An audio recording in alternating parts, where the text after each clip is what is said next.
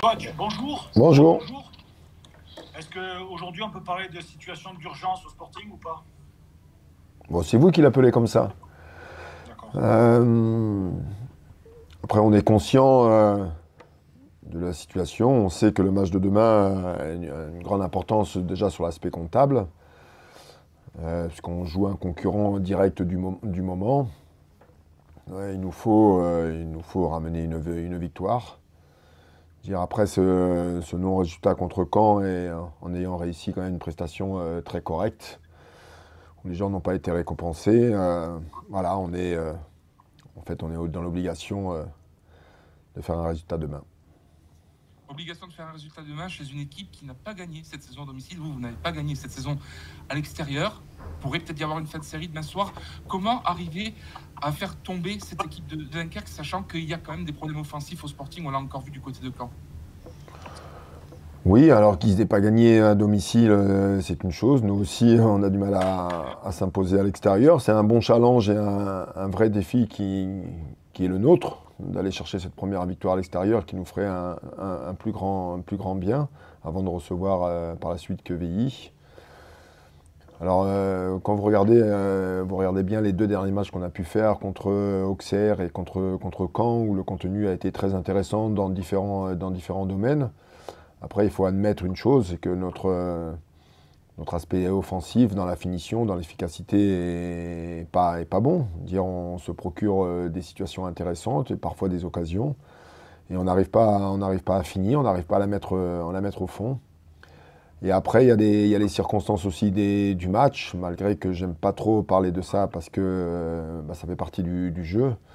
Mais je suis désolé de revenir là-dessus. Quand vous regardez l'action sur Flo Bianchini et vous écoutez les commentaires des gens qui commentent le match, il y a penalty, tout simplement, parce que voilà. Et s'il y avait eu penalty, si on avait transformé ce penalty, peut-être le match aurait été autre et on aurait mis en valeur la qualité de notre match. Mais malheureusement, le résultat a été contraire pour nous. Coach, on a presque l'impression que parfois c'est mental sur les joueurs offensifs. Qu'est-ce qui change? Qu'est-ce qu'il faudrait changer?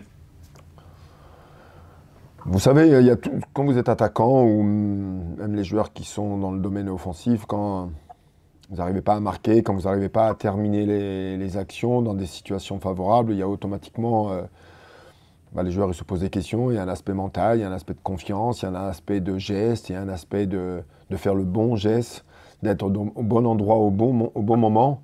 En fait, il y a toutes ces questions qui se mettent dans l'esprit de l'attaquant. Et parfois, ça peut bafouer parce que est-ce qu'il est plus concentré sur le geste? Est-ce qu'il est plus concentré sur son placement? Est-ce qu'il est au bon endroit? Donc il se pose un tas de questions qui fait que parfois on fait les mauvais parce qu'il y a peut-être trop de questions qui se posent dans leur tête. Est-ce que vous aurez le retour de Fasciné Conté pour cette rencontre?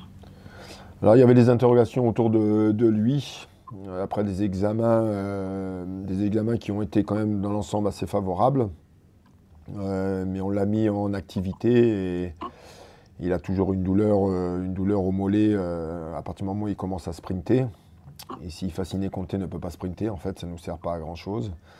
Donc il ne sera pas avec nous demain, malheureusement. On a Vous vu parliez, que... Vas-y Philippe, vas-y. excuse-moi, vous parliez tout à l'heure de cette défaite qui était entre guillemets injuste. Justement, le moral des joueurs aujourd'hui, il est comment à force de voir qu'ils n'arrivent pas à réussir à l'extérieur, que parfois il y a des circonstances qui sont contre eux? Est-ce que ça démoralise pas? Comment ils sont dans leur tête? Je ne vous cache pas qu'ils étaient touchés à la fin du match, dans le vestiaire. On est rentré après le match. Il y avait beaucoup de silence dans le bus. Voilà, après, on s'est revus le lendemain matin. Il fallait les laisser dormir, il fallait les laisser un peu tranquilles. Ils ont profité de cette journée de dimanche pour rester ensemble. C'était une des raisons pour laquelle on a voulu rester ici pour la vie de groupe, pour bien préparer ces deux matchs. Je vois bien qu'il y a une vraie communication entre eux. Ils ont parlé du match. Après, nous, on veut se focaliser et C'est le match de Dunkerque maintenant le plus important. De revenir quand vous jouez 2 matchs en 4 jours comme ça ou en 3 jours, le match le plus important, c'est celui qui va arriver. On ne va pas revenir sur ce qui a été bien fait ou mal fait contre Caen. De toute façon, tout le monde est très lucide. Quand vous discutez avec les uns et les autres, ils savent le pourquoi et le comment. Voilà, maintenant, nous, on est mobilisés, on se mobilise pour le match de demain soir. Vous dites que le Sporting n'est pas en crise. Malgré tout, il y a un bilan quand même qui est là depuis sur les 12 derniers matchs. C'est-à-dire après la trêve de septembre, c'est 10 points pris en 12 matchs. L'équipe du Sporting est 17e, plus mauvaise attaque de Ligue 2 depuis donc la reprise de septembre. On a l'impression que si demain soir à Dunkerque, il n'y a pas un résultat positif, ça risque vraiment de basculer du mauvais côté. La zone rouge, elle est qu'à un point là, en fait. Oui, mais je ne pense pas que ce soit une bonne chose de regarder le classement aujourd'hui. Le club est loin d'être en crise. Tout le monde est conscient qu'on est en manque de résultats, on est en manque de points aujourd'hui, surtout à l'extérieur. Mais on se rend bien compte que quand vous regardez les prestations de l'équipe sur les 2 derniers matchs, par exemple, Auxerre qui est la meilleure équipe de Ligue 2 et Caen qui reste Caen aussi avec des ambitions importantes, on a répondu présent. On ne peut pas mettre en doute l'engagement des joueurs. Tout le monde s'implique, tout le monde s'engage comme il se doit. Ça manque de récompense aujourd'hui. Voilà, notre souhait, c'est que les joueurs soient récompensés à partir de demain à Dunkerque. Dunkerque, c'est une équipe qui n'a toujours pas gagné à domicile, seulement 4 buts marqués depuis le début de saison chez eux. Comment on aborde ce genre de match? Parce que Bastia a la fâcheuse habitude, malheureusement, à relancer un petit peu les équipes. C'était le cas contre Caen ce week-end. Ouais, on a des stats tous les deux un peu différentes. On sait bien, ça fait un moment où ils ne se sont pas imposés chez eux. Ils marquent très très peu. Ils n'ont pas toujours été en réussite. Après, vous savez, on peut regarder ce que font l'adversaire, ce qu'ils vont présenter, mais je pense que le plus important, c'est de se focaliser sur nous, sur ce qu'on a fait de bien, d'intéressant, d'insister dans ce qu'on a fait de bien pour faire tourner la roue du bon côté, tout simplement. Si on se préoccupe trop de l'adversaire et de parler trop de l'adversaire, c'est pas une bonne chose. En fait, ce qui m'apporte aujourd'hui, c'est mon équipe, c'est le club. Voilà, c'est ça qui m'apporte le plus. Coach, effectivement, sur les prestations, les 2 dernières prestations, il y a eu quelque chose de beaucoup plus cohérent. Mais en revanche, je ne sais pas si c'est une impression, mais côté gauche, vous avez encore un manque. On a vu que Dylan Tavares n'avait pas réussi un seul centre, il me semble. Est-ce que ça fait partie des soucis de votre collectif? En fait, nous, on n'a pas de gros soucis, mais on a des petits soucis, effectivement, sur des petits détails, où on n'arrive pas toujours à terminer. Alors, vous me parlez du côté gauche, ça peut nous arriver sur notre côté droit aussi. Je suis un peu surpris de votre... N'oubliez pas que Dylan a fait un centre sur Christophe en deuxième mi-temps où il a failli marquer, donc le centre est arrivé. Alors parfois on peut lui reprocher qu'il y a du déchet, on le sait. Nous en fait c'est d'essayer de corriger un peu toutes ces petites choses qui nous permettraient peut-être de basculer du bon côté, parce qu'on sent bien qu'il manque pas grand-chose. Il y avait tout un tas de questions qui se posaient autour de l'équipe.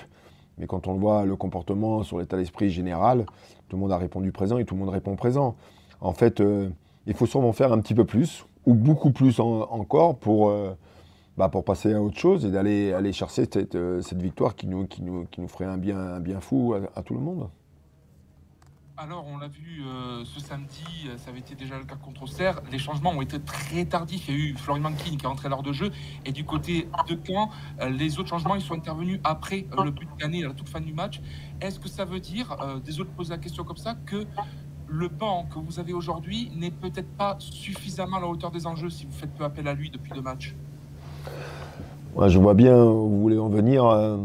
Mais quand vous avez une équipe qui est en place, fait le match qu'on attend d'eux, en dehors de l'efficacité, et quand vous regardez bien la nature du but qu'on a pris, en fait une erreur de jeunesse, une erreur de jeunesse de jeu, de sensation de jeu, qui nous a fait qu'on a été punis. Alors j'entends bien les reproches, est-ce qu'on ne pourrait pas changer les attaquants bien avant, tout un tas de choses. Mais quand nous, on regarde les stats et quand on regarde les matchs par la suite, quand on voit ce qu'on a proposé comme course, quand on voit les difficultés qu'on a mis par rapport à cette équipe de Caen, et vous êtes entraîneur, vous dites parfois de ne pas changer, c'est une bonne chose. Alors malheureusement pour nous et pour moi, ça a basculé du mauvais côté. Le changement de Flo Bianchini est venu relativement assez vite. Hein. Il restait quand même une demi-heure. C'est lui qui a provoqué le penalty et s'il avait été sifflé. Et je pense que vos commentaires auraient été totalement différents. On regarde tout ça, on réfléchit à tout ça. Je veux dire, après aujourd'hui, mon banc, il n'est pas suffisamment performant pour m'apporter quelque chose de plus, qui devrait nous apporter et nous pousser à autre chose et de bien finir le travail qui a été fait sur les joueurs qui ont débuté le match. Après, c'est ma responsabilité, ce sont mes choix, et je les assume. Mais voilà, ça fait partie du jeu. Le groupe, ça sera forcément le même. Il n'y a pas de blessés, il n'y a pas de pépins. Non, il y a des bobos d'après-match, mais il n'y a rien de grave. On a pu s'entraîner ce matin normalement. Il n'y avait rien de particulier, donc ça c'est une bonne nouvelle. Tout le monde a bien bossé sur l'aspect de la récupération. On a tout mis en œuvre pour bien l'avoir récupéré. Le club a fait le nécessaire pour que les joueurs soient prêts demain jouer contre Dunkerque. Est-ce que ce sentiment d'injustice, j'imagine que vous l'espérez, donne des envies de revanche? Vous savez, quand vous sortez d'une défaite pas spécialement méritée, parce que vous avez toujours ce sentiment de revanche, d'orgueil, de dire mais c'est pas possible. Mais en fait, ce sentiment, je pense qu'il faut le mettre de côté et s'attacher à autre chose, à se dire, se donner les moyens de passer à autre chose et de faire le nécessaire pour passer à autre chose. Dire ce côté de revanche, je veux dire, la nouvelle génération et le milieu du foot aujourd'hui n'est pas trop dans cet esprit. Je veux dire, les joueurs sont très focalisés sur les matchs les uns après les autres. Dire, je sais que les joueurs sont frustrés, ils étaient énervés, déçus, il y avait la tristesse.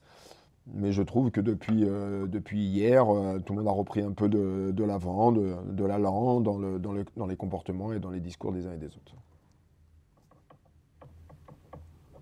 Est-ce que vous avez l'impression que les joueurs essayent peut-être aussi de se mettre un tout petit peu à l'abri de l'enjeu de ce match? Parce que là, c'est vraiment un concurrent direct. Et ça peut effectivement servir au Sporting en cas de victoire à prendre l'air, ou inversement, en cas de mauvais résultat, ça peut malheureusement contribuer à un peu enfoncer le Sporting. Est-ce que vous avez l'impression qu'ils se mettent dans une bulle pour essayer un peu d'éviter l'enjeu? En fait, je ne comprends pas que vous êtes en train d'anticiper d'un côté comme de l'autre.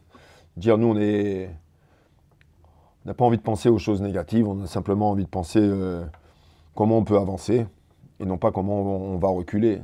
Dire, en fait, moi, ça ne m'intéresse pas et les joueurs, ça ne les intéresse pas.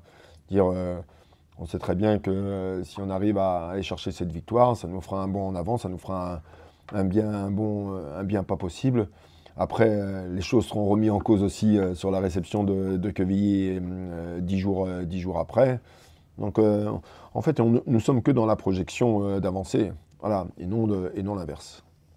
Le premier qui va marquer demain, finalement, il sera dans une position d'avantage parce que ça va faire moralement, ça va faire mal à l'autre. Le début de match va être très important. Oui, le début du match, le cœur du match, la fin du match, l'équipe qui va ouvrir le score. Oui, il va y avoir un aspect mental, psychologique important, un aspect de confiance aussi important. Vous marquez, mais vous savez, parfois vous marquez, vous pouvez vous relâcher parce que vous sentez que l'adversaire n'est pas très bien et c'est là que vous vous faites punir. Je dis demain, on va traverser différents scénarios, différents moments du match. On va passer par des moments qui seront intéressants. Il y en a d'autres où on va sûrement souffrir. Il va falloir le traverser. Voilà, c'est une histoire de 95 minutes et peut-être plus. C'est l'équipe qui va le mieux maîtriser un peu tous ces aspects-là qui je pense, fera le résultat.